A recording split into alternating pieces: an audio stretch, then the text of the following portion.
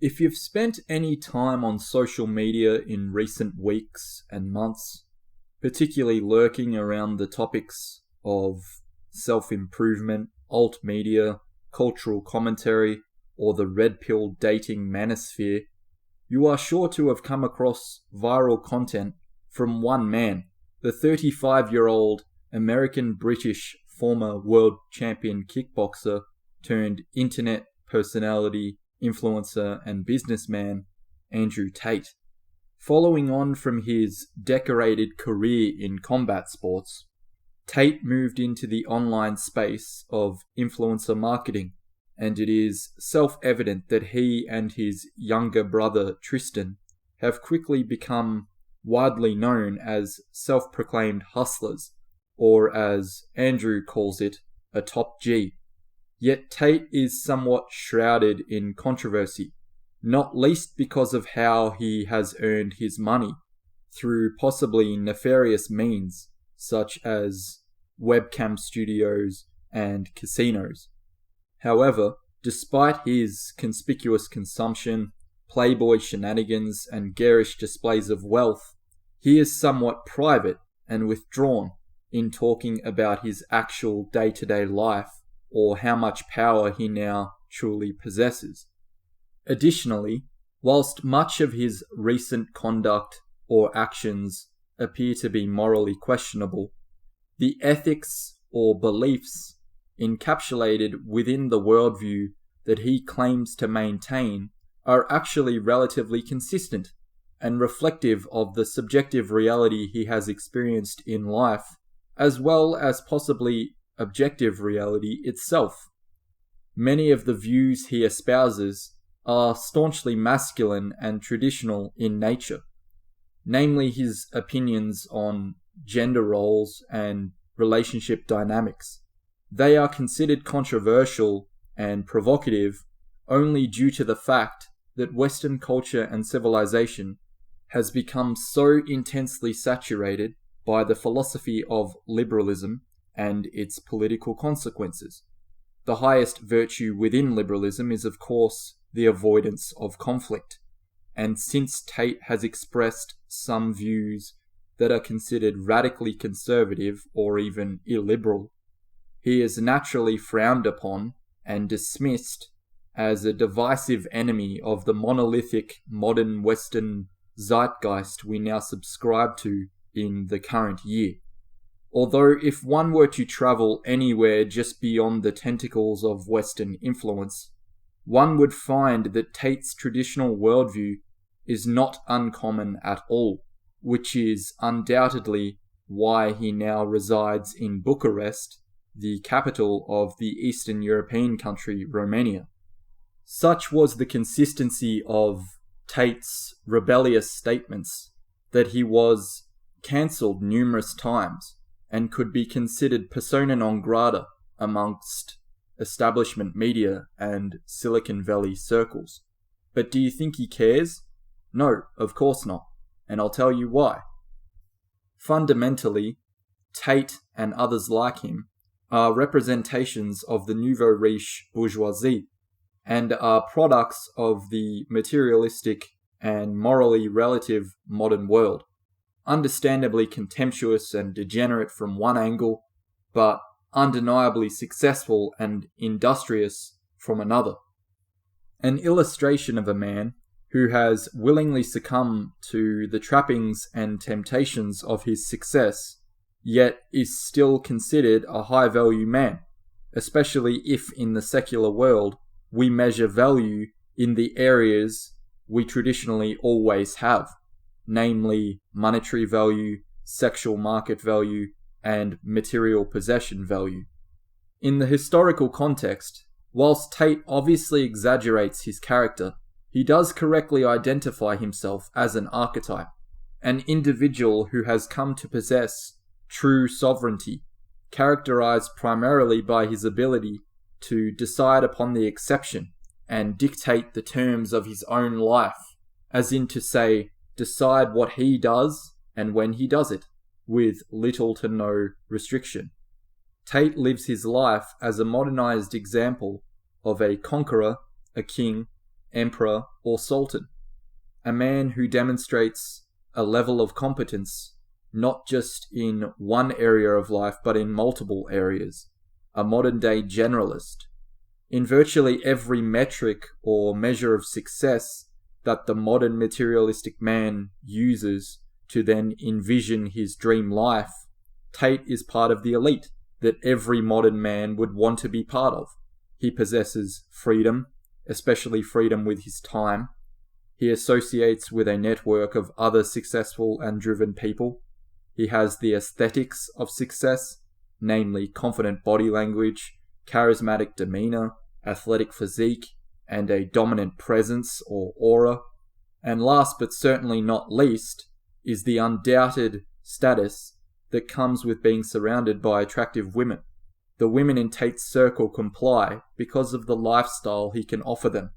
It could be argued that they shouldn't comply, as it is below their dignity as individuals, but evidently certain women are willing to share a high-value man who can provide an extravagant, fun, and dramatic lifestyle rather than risk a supposed lower standard of living with a stable yet boring and thus lower value man as his one partner.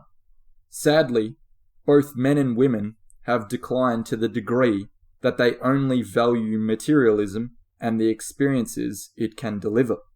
Despite the fact that possessions come and go and can be obtained or taken away in an instant, demonstrating their lack of real value, men and women should have a higher concept of standards, virtue, honor, or spirituality to obtain a sense of deeper meaning in life, but unfortunately, they don't have this. Primarily due to the death of God, or the loss of respect for metaphysics at the hands of excessive rationalism, as the German philosopher Friedrich Nietzsche proclaimed. So now that we've established who Andrew Tate is, let's examine him philosophically and psychologically to determine what motivates him. The main idea for this video came to me after I watched a 2013 kickboxing documentary which followed his preparation for a fight. The following transcript of Tate is taken from the conclusion of the film. His words are quite profound and clearly demonstrate to me the nature of his mindset and motivation. I'll now proceed with the passage. Why I think I fight? Do I enjoy it? No. Do I enjoy training? No. Do I enjoy cutting weight? No. Am I nervous? Yes. Do I think to myself, what am I doing? Yes, completely. Unfortunately, it's one of those things you're either born with or you're not. And the only way I can explain it to try and make it make any sense is that if I'm not doing something which is either extremely difficult or extremely stressful, I'm in a perpetual state of crippling boredom. I can't explain it. I see other people live their lives and they say, oh, I can't wait for the weekend because I want to watch this movie. And I think, who cares about a movie? You're looking forward to the weekend for a movie? You're looking forward to the weekend to get drunk? These things, to me, are so mundane. They mean nothing. And if I don't fight, if I'm not in a situation where I'm stressed or worried or concerned, I'm just perpetually bored. And boredom is crippling. If you're an intelligent person and you've got a good brain on your shoulders, you can't just sit there bored, you know. So most smart people take the academic route to avoid boredom, and they learn. But personally, that never really interested me either. Although I've always been an intelligent guy, and I've always done well academically, it never really interested me. Then I see people climb Mount Everest, or jump off buildings, or do base jumping, or that guy who jumped from space, and people say, what's he doing? He's crazy. No, I understand, because some people can't live normal lives. Some people cannot just function 9 to 5 with an office job and get drunk on the weekends. That is not for some individuals, and it's not for me. So I have to find something which keeps me physically tired enough to stop me going AWOL, and mentally tired enough, and I've chosen fighting. Because without this, when I'm not in training, I wake up every day and think, okay, well, what will I do today? It's 9 a.m. on a Tuesday, I'm bored, everyone's at work, I'm bored, and I'll end up doing something crazy. I'll end up getting drunk, or on the Eurostar, or it's just a random lifestyle, because I'm constantly looking for never-ending entertainment, and it doesn't exist. I think the only thing that could stop me fighting is if I had enough money to constantly entertain myself. So, unless I'm a billionaire, I need something that keeps me focused and keeps me occupied in life. With fighting, I have to train twice a day, and I have to train hard, and the stress it brings in every aspect can replace fun, and my mind is occupied. It occupies me. It's the only way I can try and explain it. It occupies me, and I could never stop doing this, even if I lost 100 fights, because I'm not built to live a normal existence. I couldn't just have a kid with some girl and sit at home and work a little bit and relax. I've never relaxed in my entire life. I don't know what relaxing is. It's just not me. If that entire passage from Tate is not an example of intense motivation, or the dynamic restlessness of the Faustian spirit and the Nietzschean will to power, then I don't know what is.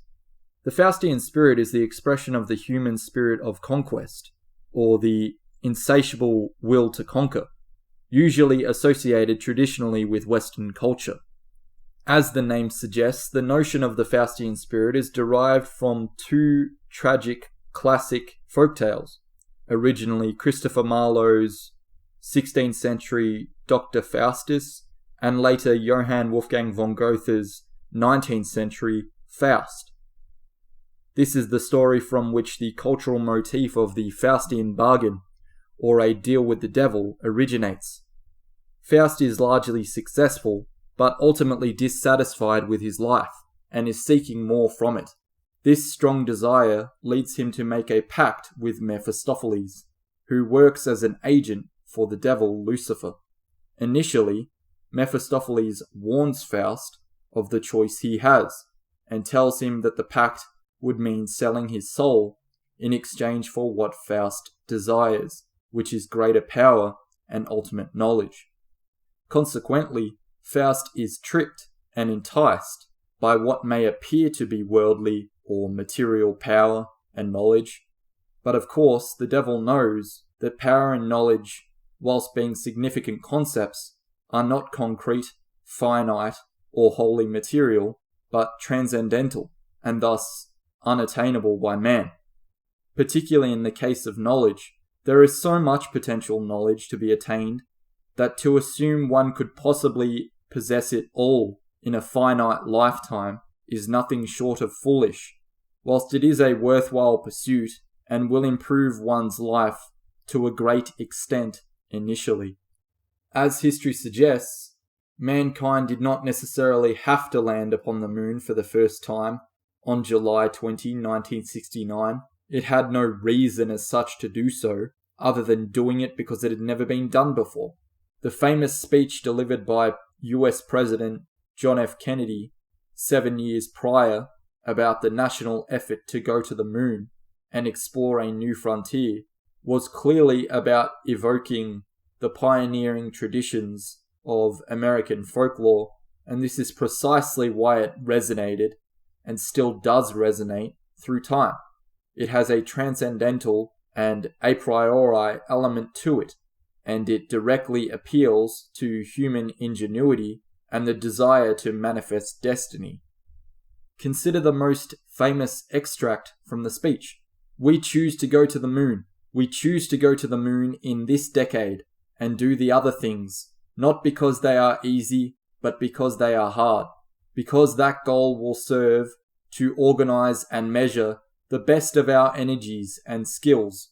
Because that challenge is one that we are willing to accept, one that we are unwilling to postpone, and one that we intend to win, and the others too.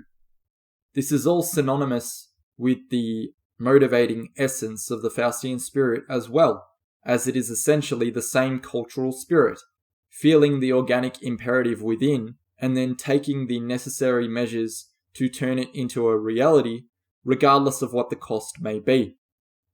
Now, speaking personally from experience, I resonate with Tate's thoughts strongly, particularly in regards to settling and relaxing into a relationship. I was in a relationship, and whilst I loved the woman and was heartbroken to lose her, I also knew that I was not built for the traditional 9-to-5 provider role, and my creative spirit would be unfulfilled if I wasn't able to regularly express myself and had to wait until only a free weekend to work on my passion projects. No, that wasn't going to suffice.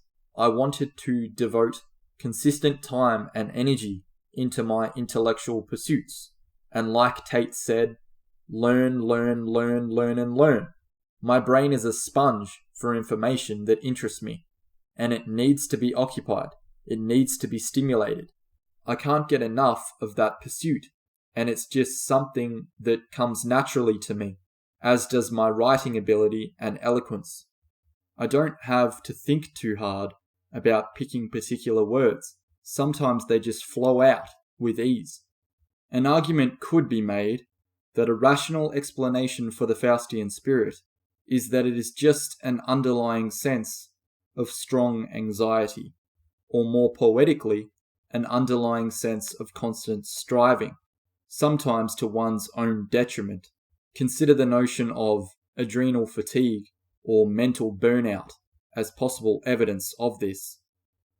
The hyperactive mind with a distinct inability to switch off. One would think that ADHD, or even the meme of weaponized or effectively channeled high-functioning Asperger's or autism, are also relevant here.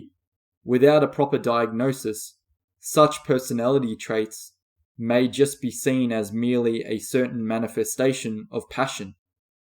It is no wonder that so many men resonate with that dynamic, permanently unsatisfied restlessness that Tate expresses in the documentary, because it is somewhat metaphysical in nature and extremely significant from a cultural standpoint.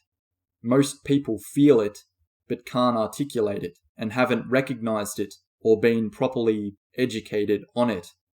But once they are made aware, they will begin to see it everywhere, because it is so profound and deeply embedded in culture. It is something worth being passionate about, because it is a man's life force, it is a culture's life force, and it is something that deserves to be discussed, and that is partly the purpose of this channel. By now it should be obvious that Tate possesses a strong expression of the Faustian spirit. He was originally a successful kickboxer, but upon retiring, he was unfulfilled, so he just applied the same insatiable appetite for success into pursuing the goal of material wealth in the form of millions of dollars through any means necessary, just as he prophetically claimed he would back in 2013. Now in 2022, he is at the apex and has achieved an enviable form of material perfection, having effectively sold his soul for extraordinary money, power, and influence in the world as we know it. It remains to be seen when his downfall will come, but if the narrative that his life seems to be mirroring is correct, the downfall is inevitable. And it's inevitable anyway, given the ultimate material downfall is eventual physical death, in that everyone is born and dies at the same level, and time waits for no man, even high-value men. Such is my passion for the topics I discuss that I've started a Patreon, because I know that passion won't fade. So if you enjoyed the video or find my analysis and insight valuable, please consider showing some support and join the future discussions of upcoming video essay topics and book reviews. Your recommendations would be welcome. I will eventually post channel updates regularly on there, and will give you insight into the next books or ideas that will be used for content. Follow the link in the video description below or on the channel About page under links. Thank you very much for the feedback and support you've shown thus far.